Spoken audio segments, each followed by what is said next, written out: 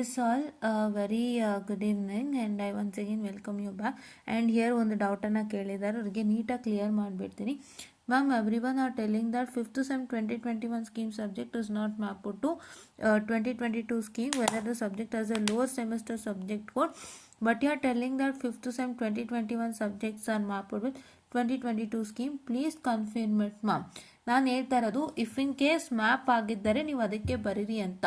Mapped ಅಂತ ನಾನು ಹೇಳ್ತಾ ಇಲ್ಲ, ಕಂಪ್ಲೀಟ್ಲಿ ಮ್ಯಾಪ್ಡ್ ಅಂತಲೂ ನಾನು ಎಲ್ಲೋ ಮೆನ್ಷನ್ ಮಾಡಿಲ್ಲ. ಕರೆಕ್ಟ್ ಅಲ್ವಾ?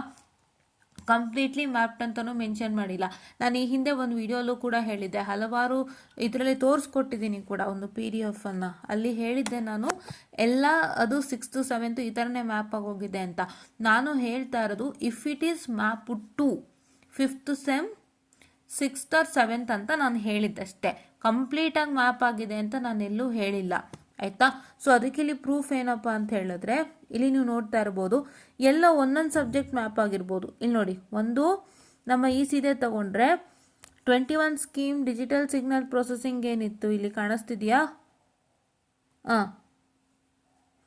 ಇದು ಬಂದು 5th ಸೆಮ್ಗೆ ಮ್ಯಾಪ್ ಆಗಿದೆ. ಈ ಥರ ಎಲ್ಲೋ ಒಂದಿಷ್ಟು ಕಡೆ ಇಲ್ಲಿ ನೋಡಿ, ಈ digital communication 21 51, this is getting map to BEC 503ಗೆ ಮ್ಯಾಪ್ ಆಗಿದೆ. ಈ ಥರ ಸೊ ಒಂದಿಷ್ಟು ಸಬ್ಜೆಕ್ಟ್ಗಳು ಏನಾಗಿದೆಯಪ್ಪ ಅಂತ ಹೇಳಿದ್ರೆ, ಇದು ನಿಮಗೆ 5th ಸೆಮಿಸ್ಟ್ರಿಗೆ map ಆಗೋಗಿರುತ್ತೆ.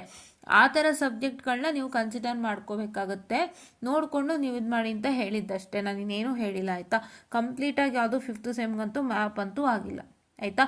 I did not tell it anywhere that it's completely map to 2022 scheme ಅಂತ, ಓಕೆನಾ? So hope you getting it ಅಂತ ಹೇಳ್ತಾ this madam session, and thank you.